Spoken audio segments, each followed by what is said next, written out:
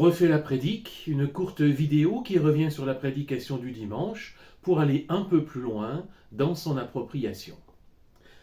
Le berger et les moutons, c'est une métaphore qu'on trouve de façon assez courante dans la Bible. Jésus lui-même l'a utilisée, notamment dans sa polémique avec les autorités juives de son temps qui s'opposaient à lui. Mais la métaphore qu'il utilise donne aussi une belle définition, assortie de promesses, de ce que signifie être croyant.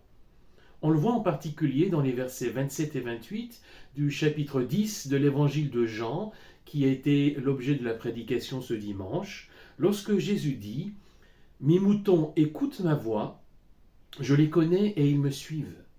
Je leur donne la vie éternelle, ils ne seront jamais perdus et personne ne les arrachera de ma main. » L'écoute de Dieu est au cœur de la vie chrétienne. Nous avons récemment eu une série de prédications sur ce thème et vous pouvez retrouver les vidéos sur notre page YouTube. Rappelons simplement que cette affirmation s'ancre dans la conviction que Dieu parle, aujourd'hui encore, et qu'il peut dans sa providence utiliser de multiples moyens pour nous parler. Quand Jésus dit « je les connais », il dit aussi « je les aime »,« je me soucie d'eux »,« je sais qui ils sont »,« je connais leurs besoins ». Et c'est parce que Jésus-Christ nous connaît, au sens fort du terme, que nous décidons de le suivre. Les moutons ont l'instinct grégaire, une tendance à vivre en groupe. Peut-être aurions-nous besoin de retrouver notre instinct grégaire spirituel, ce besoin d'appartenance à la communauté chrétienne pour suivre ensemble le bon berger. Quant à la troisième affirmation, elle est la plus belle des promesses, je leur donne la vie éternelle. C'est ici Jésus qui est le seul actif. Nous ne sommes que les heureux bénéficiaires de cette grâce. Se reconnaître comme mouton dans cette métaphore, c'est accepter sa vulnérabilité et son besoin d'avoir un berger à suivre. Et le meilleur berger, celui qui nous connaît et qui pourra nous conduire, c'est Jésus-Christ. Il nous donne la vie éternelle. La métaphore du berger et de ses moutons est assez courante dans la Bible. Et l'autre texte très connu qui utilise cette métaphore, c'est le psaume 23.